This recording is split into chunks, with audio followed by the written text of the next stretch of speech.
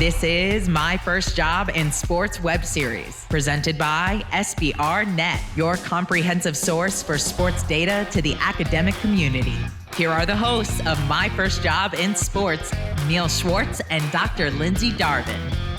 You know, we've had some great interviews over the last, couple of weeks, and people have been really forthcoming. And, it's wonderful to be able to meet these young people, especially in, getting their first, second, third job in our business. I mean, I think it makes me feel really good to see what, the future of our business. Well, and younger people, it's probably the way to go for these interviews because they are going to be more forthcoming with some of this information because let's be honest, they're not thinking about all the workplace politics quite as much. So I like that. Like that component, you're going to get a lot more information. I've interviewed for research studies and they're going to be anonymous. So many higher level, upper level leaders, they don't want to share very much information. So it's cool to see that the younger people are so willing to share their actual experiences. It's cool. I mean, I enjoy the show. I enjoy working with you. I enjoy the show. But just to, walk backwards a little bit, this is the latest episode of My First Job in Sports. I'm your host, Neil Schwartz, and I'm joined by my co-host, Dr. Lindsey Darvin, assistant professor at Syracuse University, the Falk School, former home of Neil Schwartz also. I managed to complete 4 years in the frozen tundra. Lindsey, the weather's nice up there now, isn't it? It's changing a lot, Neil, I think, from when you were here last. I mean, it is sun. I was there 3 years ago. That's true. But when you were a student, we've gotten a lot warmer and the winters have gotten more mild and we're liking it. Yeah, it's been really nice. Yeah, I say to people, especially when I meet other people that have went to Syracuse and all that, and we exchange stories and all that. And I always tell people, I said, look, I will tell you, when I went to Syracuse, my favorite 5 words when I was in Syracuse are, Neil, your wings are ready. Where would you have heard that? Where would you have heard that announcement? You're going to the varsity? Ding, ding, ding, ding, ding, ding, ding. There you go. You got that one 100% correct. Yeah, I've eaten there before. It's a staple here at Syracuse. Yeah, Syracuse is it's a great spot. Great wings, great pizza. Yeah. I used to eat at Cosmos a lot too, frankly. And you used to be able to eat a lot more of it. I'm noticing that I used to be able to eat a lot more of that when I was a college student, but I can't eat as much as I would like to of that anymore. But it's very good. Yeah, I was a bad boy today. Actually, I had to take my car and I went to pass my favorite donut store, and I just could not stop. Yeah. I mean, even my wife's like, "Dude, what'd you do that for?" So. What donut place? It's called Dandy Donuts. I know Dandy Donuts. So I have been. Really? Oh, I have been to Dandy Donuts many times before. They were in Boston too, I think. I have family in Fort Lauderdale, so whenever I would go, and also Jack's Hamburgers. Oh yeah, I love Jack's. I've been there in years. Go get one for me because I miss it like crazy. I love those burgers. I have T-shirts from there. Yeah, love Jack's. Well, truth be told, I don't eat a lot of meat. I lost a lot of weight last year, and I just kind of swore off red meat. But I do love a good hamburger. Sometimes you just gotta cheat and have one, I guess. I love a good hamburger. Or go for a milkshake. The milkshakes are good too. Milkshakes are good. So, just one thing I want to ask you, Dr. Lindsey. It's the end of the term. What's it like for you right now? It's a little bit hectic. We're closing everything up. I have my students giving their final presentations right now. I'm actually getting ready to go out to the ESPNW Summit next week. So that's going to also be something that's kind of cool. So it's just been ESPNW Summit. It's hosted by ESPN. It's going to be the one in New York City. They host one, I think, out in California for a full weekend, but this is just going to be one day. And it's just talks and sessions and a keynote speaker from women leaders in sport. And it's going to be pretty cool. So I get to go out there. They invited me actually as part of Forbes. Wow. So luckily I don't have to pay. It's kind of a steep price tag to go out there and register, but it'll be in Brooklyn. I love going into the city, so that'll be fun. But lots of travel coming up too. I've got some conferences and different things. So closing up shop on campus, but then, research doesn't stop and the travel doesn't stop. It only gets worse. So do you have any summer plans? Are you going to be away this summer? Or are you going to be hanging out? So it's work-based, but I have a conference out in Minneapolis. That'll be the end of May. Then I'll see you there. Oh yeah, that's right. So we're going to be out in NASM. Then the big trip is going to be a cruise in Alaska. So that'll be in August. That'll be a lot of fun. Love Alaska. We went out. So my family did a cruise. I was in 9th grade, so many years ago now, because it was actually the last state that my father and his parents and his siblings hadn't been to. They'd been to all other 49 states. So we went. So he's been to all 50 states, and we're going back again, and it'll be a lot of fun. So that's the big trip. Going out to SeaCon for Las Vegas. That'll be in July. So travel every month coming up. A lot of travel. Yeah, my wife's in the other room right now booking a cruise to an Iceland cruise Oh, amazing. out of Reykjavik. I think I said it right. Reykjavik, yeah, something like that. Yeah, something like that. All right, so you know what? Let's get to our interview with Alana Sullivan. Alana is a proud alumnus, as she likes to say, of High Point University Sports Management Program. Upon graduation, Alana transitioned to a full-time role at Learfield's Wolfpack Sports Properties. We're definitely going to be talking about that. But I have to say that Alana was introduced to me via Dr. Tim Koba at High Point University. In fact, Alana was lucky enough to be one of the students to sit in on one of the classes that I did for Tim down at High Point. So, Alana, welcome to this episode of My First Job in Sports. Thanks so much for having me. I'm excited. Dr. Lindsey and I are really excited that you're here. We've been having some good conversations today, but, to get us started, tell us a little bit about your background, where you're from, how you got to sports, why sports management. I guess that's a lot of questions, but there you go. Well, I like to talk, so that'll be easy. So I was born and raised in Boston, Massachusetts, 15 minutes south of Boston. I was born in 2000, so I was born in like the era of sports in Boston. Skipped my fair share of school days for parades for the Celtics, the Red Sox, the Patriots. We had a lot of victories. I no longer follow most of those teams, but had my fair share of that. So I grew up with two older brothers, so always around sports. My oldest brother was a Division III athlete. My middle brother was a Division I athlete as well. So I grew up around sports, and I absolutely loved it. I always knew that was a passion project for me. I got injured. I was a student athlete, got injured in high school. So I turned that into coaching. So I did a lot of volunteer work in high school and coached sports or at our old middle school and helped out at the high school level as well. So sports was always kind of my area of interest. And then I always knew North Carolina was the place I wanted to be, which was really interesting. So in 2016, I came down and toured some schools here in North Carolina, fell upon High Point, and ultimately ended up becoming a sport management major at High Point. While I was there, I did 4 years of my undergrad there, majored in sport management with minors in event management and sales. So did a lot there, had multiple campus jobs. I worked for our Learfield property at Wake Forest during 3 years of my undergrad, worked for our athletic department at High Point, and I was our sport management association president for 2 years while I was there as well.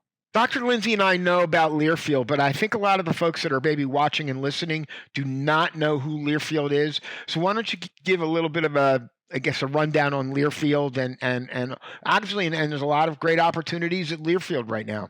Yeah, absolutely. So Learfield, we like to say we're the leader in college sports. So we handle all of the multimedia rights of the athletic department. So we work with about over 120 universities across the country. We work with the big schools like the TCUs, the Michigans, the Alabamas, the Ohio States, the NC State, Duke, Carolina, Wake Forest, all here in this region, as well as work with some of our smaller schools, Division II partners, Group of 5 schools. So there's really endless opportunities. So when I say we're the multimedia rights holder, we handle all the corporate sponsorship assets for the universities. So we do things like radio broadcast, TV streaming. Anytime you walk into a sports facility on our campuses, we handle all of the in-venue signage, the corporate sponsor integrations on giveaways, things like that. So anytime you see a corporate partner logo with one of our school logos, that's a brand that we are working with on our side. And I want to revisit Boston in a little bit because I lived in Boston for about a year and I really loved it. So I'm gonna go back and I'm gonna annoy Neil by talking about Boston a little bit more. But we'll wait. We'll do that later. We'll do that later on. Can you give us a little more background? So what do you do at Learfield currently? Describe your job a little bit further, and then maybe piggybacking off of that, how did you end up in this position? Yeah. So I'll start how I ended up in it because I think that's kind of the interesting part. So I was a 3-year intern at Learfield during my undergrad. So wow. I interviewed during my freshman year and got it starting my sophomore year. So I did a 3-year internship at our Wake Forest Sports Properties, and I was a game day intern. So I helped with corporate sponsorship integrations on game day. So exactly what my interns do here, that's what I did.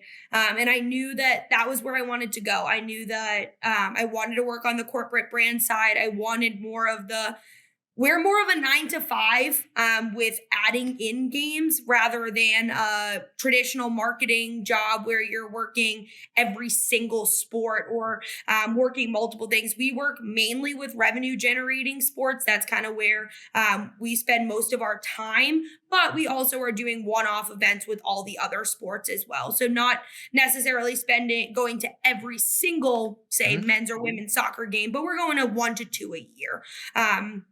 So it was more of a life work balance that I got working on that side of things. So I got introduced there and it ended up lining up perfectly. There was a coordinator role here at Wolfpack Sports Properties when it was March of my senior year. So like perfect timing for landing a job in sports right after graduation. Ended up going through my interview process, landed here and started 2 weeks after graduation. So it was ultimately perfect timing. But it was right after I moved back up to Boston and then moved back down here to Raleigh.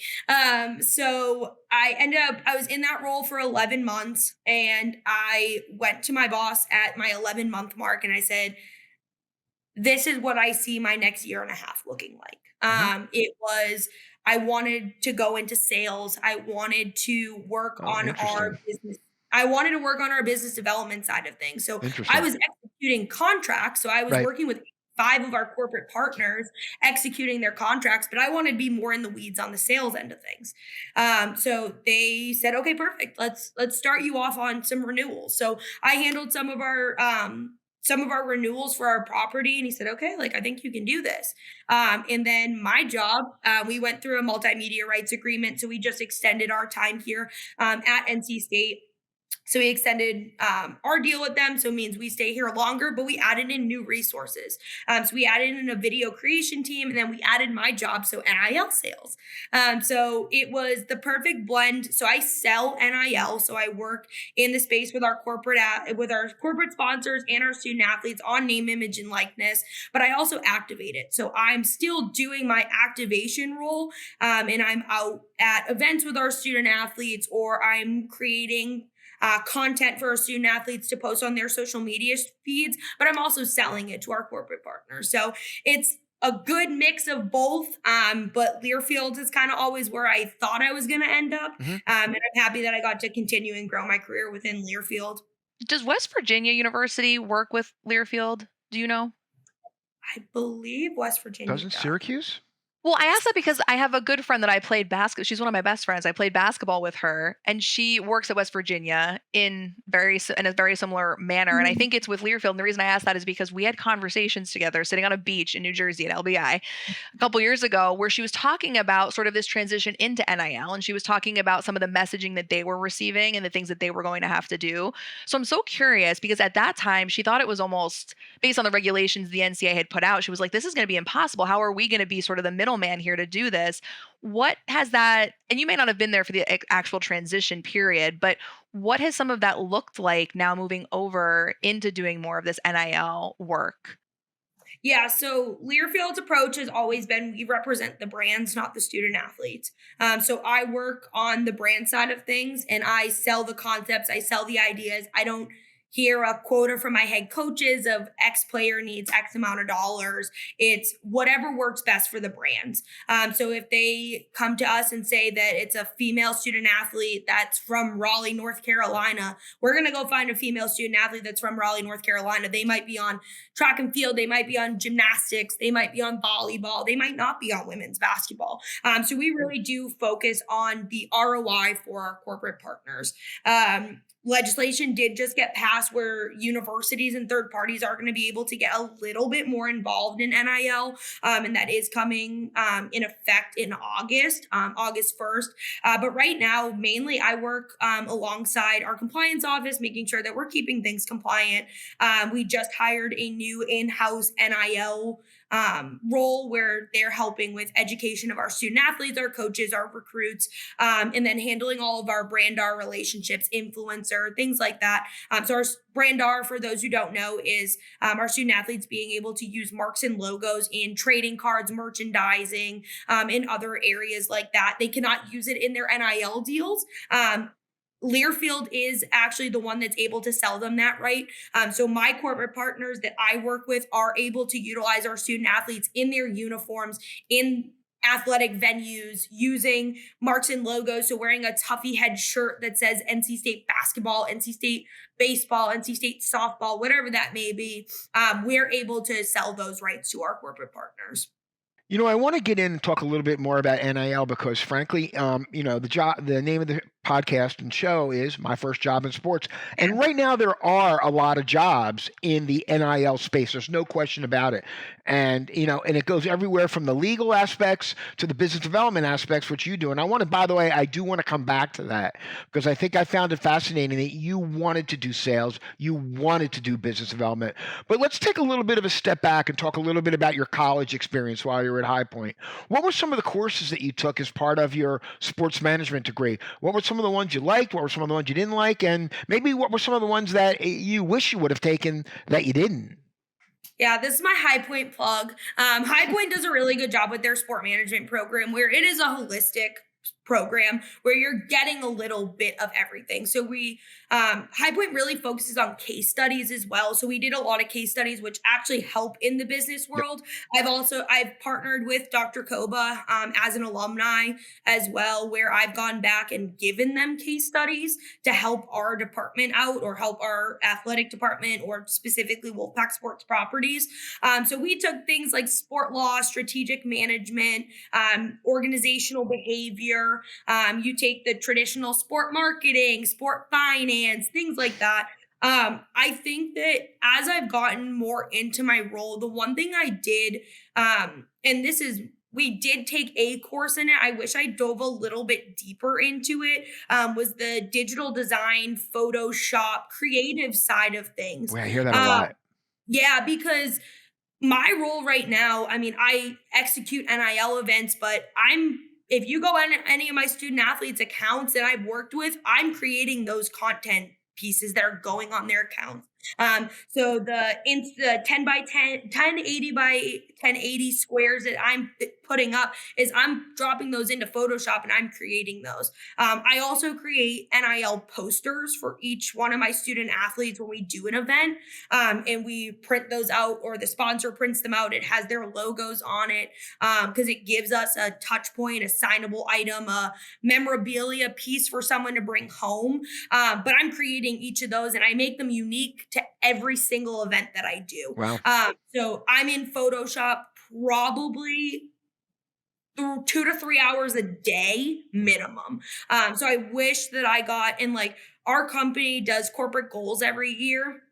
So we do 2 to 3 corporate goals of what do you want to learn? What do you want to enhance your skills in this year? And Photoshop was my main skill that I wanted to learn more last year. So I jumped on LinkedIn Learning and just did some YouTube classes and just really playing around with the system. But I do wish that I got a little bit more while I was in college. Yeah, I was hoping you were going to say got a little bit more, you used to working with Excel and working with data and all that. That would have been my dream answer, Alana, but we did that at High Point. You're not allowed to influence our guests, Neil. They have to just answer honestly and openly. That's the whole point. But, Excel, I took an additional Excel class that wasn't needed for my degree. I took that on my own because I knew that it would be helpful. So if Excel isn't in your main base of your curriculum, I would add it on. I added it to my class curriculum. So that wasn't something that I felt was missing necessarily. What do you love about sports? Everything. That you can't say everything is an answer. Sorry. But it comes across. I think that it might be everything, the way that she's talking about it. It does. Yeah. It does. I think in my role specifically, the impact that I'm able to make on our student athletes. I spend hours on end with our student athletes and just being able to talk and hear about their stories, their relationships that they have with their teammates, and just seeing them interact with one another, but also bringing them out into the community and seeing like fans see them. I brought out 2 of my basketball players to our basketball team. Both basketball teams were really good this year. We had 2 Final Four trips. I was in Phoenix with our men's team. Some of our other staff was in Cleveland. I see your Cleveland Final Four shirt. Some of our staff. I was at that game. Oh, yeah. Yeah. Cost her 10 days of sick, but she was there. Yes, I paid for it. Bringing them out into the community, just seeing the impact that they have on our community as a whole. I was talking with one of our student athletes the other day, and I was like, I don't think of you guys as celebrities because you're not celebrities in my eyes, because I see you every day. I'm texting you, I'm calling you, I'm with you 24/7. But like bringing them out and seeing reactions, especially with our men's basketball team this year. We hadn't had much success in the last 41 years. So we were on a plane heading out to Phoenix that was full of NC State fans. And our Wolfpack Club and our collective ended up working together and brought about half of our team to the airport to welcome us back here in Raleigh. And there were grown men crying when they got off that plane and they saw some of our athletes, just because of how important that team was to our community as a whole. So I think that's probably my favorite part, is seeing the impact that our student athletes make here in the community. This is such a cool trend too. So you bring up the success that both of those basketball teams had this season. And something that is so interesting now with NIL is that you see players become overnight stars. Can you speak to that a little bit? And you just went through that, right? And you're still going through it now with a few of those athletes on the men's team and the women's team, where overnight they became stars essentially, and they became more recognizable to people. What is that like, working with those athletes and kind of going through that process with them at the same time? Yeah, it all happened really quickly too. Our women's basketball team was in the top 10. Not preseason. Preseason, they were not ranked, but quickly moved up the ladder and were ranked the entire season. Our men's basketball team, though, we finished the season 4-10. Nobody expected this. No one expected, and they just kept winning. Right. But it was something where none of us were really prepared for. And during during the whole tournament, even leading in from ACC, and my phone was ringing off the hook, and I would just answer NIL hotline, like, which player can I help you with? But it was really interesting also working with our compliance office, and just making sure that our student athletes are staying safe in the space as well, because we want to make sure that we're doing good deals that make sense, that we're not removing them from team activities as well, because they cannot do NIL deals on team time.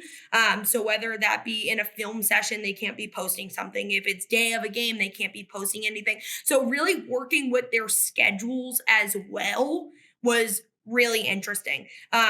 One of my student athletes, we signed a deal in February for him, where he had 5,000 followers, good following, but not crazy. His followers tripled during the tournament, but he was signed into a contract that we were working with. So I had to send over his metrics the other day, and they were like, wow, he really did gain some followers. And I'm like, yeah, there was a lot of light on this team. And a lot of incoming things. I mean, we did, I don't know if you saw it, it went viral. I did an Applebee's deal with DJ Burns and DJ Horn. We had over 1,500 people show up to an Applebee's the night before that our men's basketball team left Phoenix. And it was crazy. They were only supposed to be there for an hour. They were there for an hour and a half, and we didn't even put a dent in the line.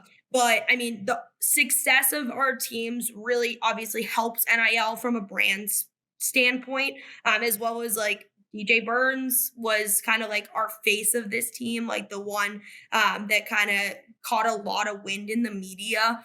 And I mean, his followers went from I watched them grow every single day. At the beginning of the tournament, I remember I was refreshing his feed just because I was so interested in it.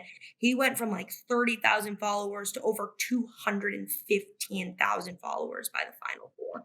Wow. So it's also them learning how to, on the back end of things, how they need to be engaging, what their value is as a influencer as well. The way that I always talk about NIL is NIL was meant to be influencer marketing. Influencer marketing has been around for 20 years. It's just now it's legal to use student athletes and the athletes can now get paid for it. They were used for it before, but they didn't get the money or anything. But now we can pay them to do it, right? And them using their products and using their social media followings, because a lot of the things too that I do is using their organic social media followings. Where are they pulling their follows from, and all of the metrics that come on the back end. But yeah, our team's definitely got a lot of love and a lot of light on them during this March-April timeframe. If Tim Koba invited you back into his class tomorrow and said, Alana, I want you to talk to the class about, how you can get into the NIL side of the business, what would you say to them? Yeah. I was lucky. I hate when people say this and give advice this way. I was in the right place at the right time. I hate when people say that because I was always like, how do I be in the right place at the right time? But I would think the way that I think that helps the most is just reaching out. I've had I let kids shadow me. So I work with a few, like a local high school here in Raleigh. And I had a few students come shadow an event with me just to see how I run an event, how I handle our student athletes, how we set it up pre-event, how the lines roll, how we deal with photos and autographs and do all the things. So I would say like reaching out. My job currently exists at 13 of our Learfield properties. So one of my classmates that I was in Dr. Koba's class with reached out to me the other day, and he was saying, he's like, I'm really interested in NIL. Like, how do I get into the NIL space? Sure. He's in grad school at Alabama. We have my role at Alabama. So I ended up connecting the two of them and he helped out with their spring game and A-Day and things like that. So I would say that just like keep an eye on the space and just kind of you can even start on the athlete side of things. If you're at a school where you have an athlete with a decent following, just ask them if you can help them out with their NIL. Since I don't represent the athletes individually, I represent the brands and then backfill athletes. Our athletes are always looking for people to help them with their deals, help them funnel through things, or also on the creative media side of things, they're also looking for photographers, videographers to help them shoot content, to get clean, crisp content on their feeds, because that's ultimately what always to get in sports. Yeah. We have, I mean, that's a great point, because there are a number of students at Syracuse. I always like to say Syracuse is a very entrepreneurial place. Mm-hmm. We have a lot of students that are looking to create and start their own things. They don't want to work for people. They want to own something. And a lot of them are trying to go that route. I think that's great advice. Work with student athletes at your own institution. And that's, that does create some issues if you go to a school that might not have the visibility for those student athletes, or it might not be D1, but you can still, that's just as good if you work with students that are D3, D2, because they're going to need even more help because the resources aren't going to be there in the athletics department. So that's a really, really good point. And students definitely have the power to do that, and athletes are looking for the help. Your job is not a 9 to 5. I know that you said that earlier, but I want to challenge you on that one, because, and I would love for you to give some advice to students who are, kind of about to graduate and kind of preparing themselves now, because as a student, you can get involved, but the pressure isn't quite as intense and you can take more breaks probably, but it sounds like you're on quite a bit and it's not necessarily just a 9 to 5. What advice would you give students who are going to be graduating soon, going out into this industry, NIL, outside of NIL, where these aren't 9 to 5, Monday to Friday jobs, you kind of have to be on call. How do you balance that? What advice would you give them? Good question. Yeah, I'm still figuring that out. But you need to you have to be good about your calendar. You need to be realistic about scheduling things. A lot. I don't work a 9 to 5 because I work with student athletes. They don't go to classes now. Like they go to classes and practice 9 to 5. So sometimes I'll have an athlete text me and say like, I need to call you at 7 p.m. Is that okay? Yes, that's okay. But I don't make those exceptions all of the time because it's the balance between a rock and a hard place. You have to balance things off. I'm lucky to where my office is a little bit more flexible. So I put in some hours this weekend. I had 2 NIL events. I had an event on Saturday, an event on Sunday. So I was on site at those locations for Saturdays was 3 hours. Sundays was 4 hours on site. So I've put in about 7 hours on the weekend, which is a full work day pretty much almost. So being a little bit more flexible with my time, say like in the office. So I had to meet with our cheer team at 9 p.m. because that's when their practice got out.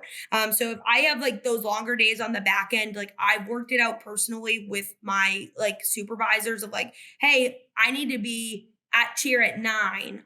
Is it okay if I come in at 10, 11 o'clock and work through and do something like that? So being able to have those tough conversations with your supervisors and your staff on like realistically what makes the most sense.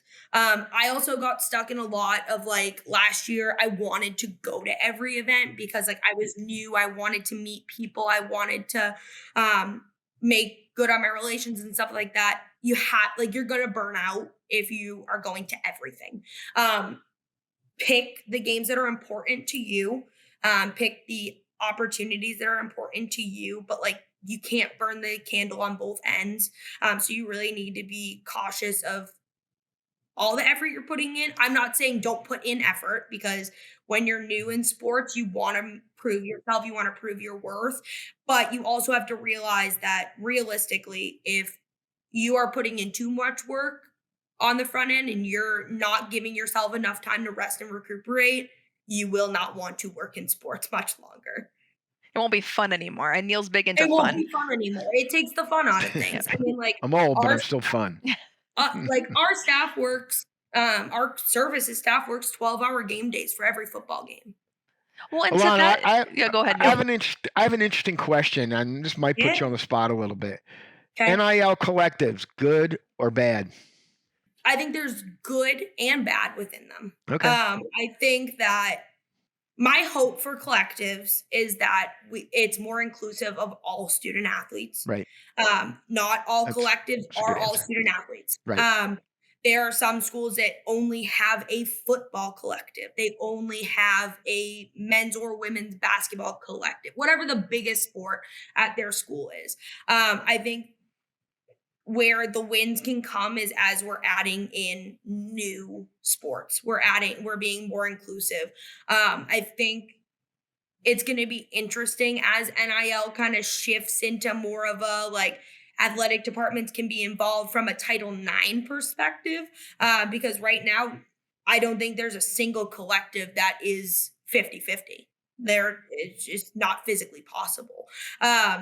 So I think, but there's also really good.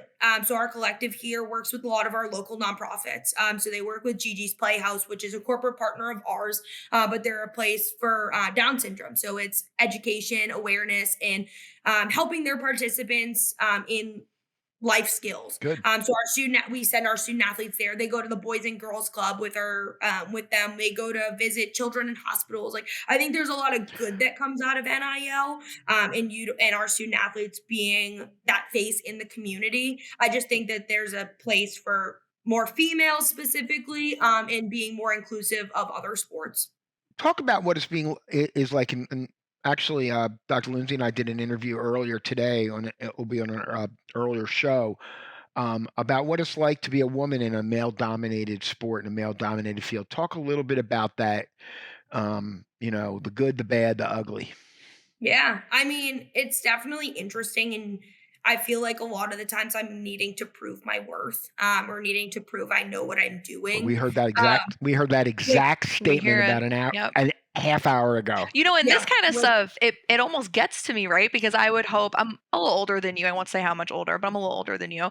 You would hope that this started to shift, right? But hearing very similar things from a lot of our women, it's important for our students to know that this is still very much the case, and it's just sort of the reality. But that's up, it's hard to hear over and over again. We know it's happening, but yeah, It sorry. is. So just your experiences, yeah. yeah.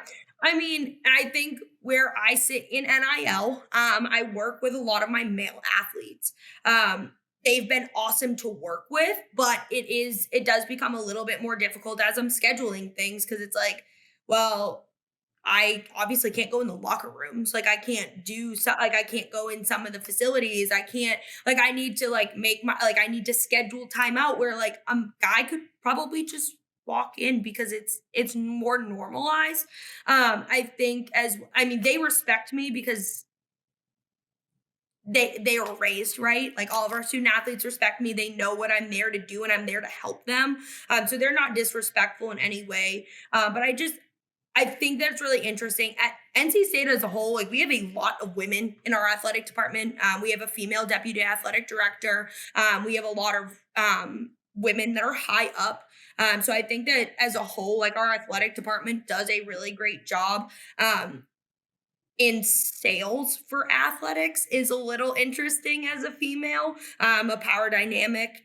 But I wouldn't say I have had an experience where like I've been specifically discriminated against, but it's always like,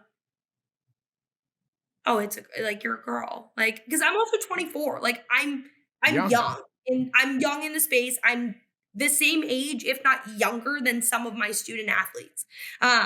So I'm like, hey guys, like, and so it's just making sure that like as a female that like you're presenting yourself in the best light, and you're presenting yourself in the best foot forward, so that there are no questions of you're good at your job, you know what you're doing, and things like that. But it's hard to say that because You bet. it shouldn't be that way. But it's getting better, but it's taking students now that are male that are coming up to realize that they need to be allies and advocates for females in sports. Especially we've gone through a wave of like, people are like now understanding that like the WNBA and women's college basketball is a thing. Like like the Caitlin Clark effect and things like that. But people are actually paying attention to female sports. And like our Learfield department, like our metrics department, has been showing us like the rise in women's sports is truly coming. So I think that ultimately that's going to help females that are working in athletics because it's becoming more accepted. Yeah, we're seeing that exact thing happening within the SBR data, the data that we provide. I mean, that's my primary business. In fact, we're working on something right now that shows that, women's sports, WNBA, women's college basketball, I mean, even women's soccer, other women's sports, not only are they here and not only are they, making a difference, but they are actually provide a better return on investment in terms of a dollar spent and the amount of money that you generate from it. Yeah, look, can you reach more people? Maybe, using a star quarterback at a SEC school, of course, but you're going to pay for that. But you could use, a woman college basketball player in your advertising and in your marketing and spend less money, but yet grow your ROI to even larger. And, that's something that you're going to be talking to people about in the next few months for sure. So, Yeah, absolutely. So last thing, what would you say? I guess I asked you about that, but you're meeting some other young women. They say, "Hey, we would love to be in the sports business." What are you going to tell them? Do it. Dive in. Go full force. Make connections. Connections are key. As I said, I worked at Learfield as an intern. I used my resource. I used my coordinator, who I worked under, and then our general manager to help get your foot in the door. Never be afraid to ask a connection to help you. That's More good. than enough times, like people want to help you get into sports because they want to make sure that we're keeping and retaining good talent and people that actually want to work in sports. Because it's not easy hours, it's long days, it's grunt work sometimes depending on what you're doing. If you're in game ops or you're even in marketing or you're in sponsorships, you're pulling tarp, you're putting in late hours, you're breaking down stuff, you're setting up things early, you're there long hours. And for people that maybe didn't have an internship in it or don't have a background in sports, like sometimes it's very offset. Like you might get the first job, but it's like, ooh, this is what sports is like, working in sports is like. Yeah. So it's a little bit different. Pushing a porta potty. My story is pushing a porta potty up a hill, like actually up a hill with my boss. Really? And that's my story of like, this is really what I'm going to be doing right now is pushing a porta potty up a hill because they dropped it in the wrong location and I got to move it over to this field, you know? All these years of education, and that's what she ended up doing. I don't know that I ever told my parents that because maybe they would think that that wasn't a good way to use the tuition dollars, but here we are. And then when you're in industry, it's giving back. It's being you leading by example. I mean, I oversaw our interns. I was in their exact same spot 2 years ago. So it's making sure that you're not utilizing them as grunt work interns. It's you're giving them opportunities. You're wanting to help them grow. So I think it's really focusing on like when you're in industry, being able to give back. So I go back, I talk to High Point students at least once a semester. My LinkedIn inbox is always open and I'm always happy to take emails, phone calls, or just a quick text of like, hey, I need help, because I think that truly giving back to sports is what everyone in sports should be doing. So like when I graduated, I always knew I wanted to go to grad school.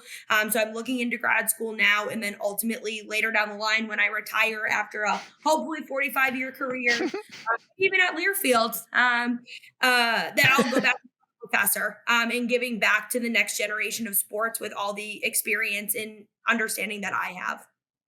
You know, I have to say, Alana, it's great to hear from my standpoint, to hear you talk about how you want to pay it forward, because quite frankly, you know, I've been in the sports business 25 years. So I've been in this a long time. And, you know, one of the things that, you know, I get up every day and I say, I want to pay it forward. One of the ways we do it is over my shoulder, you might see there's a sign for Get in the Game, which is an event that we do every year focused on helping students of color, you know, get jobs in sports, because like women have been marginalized over the years.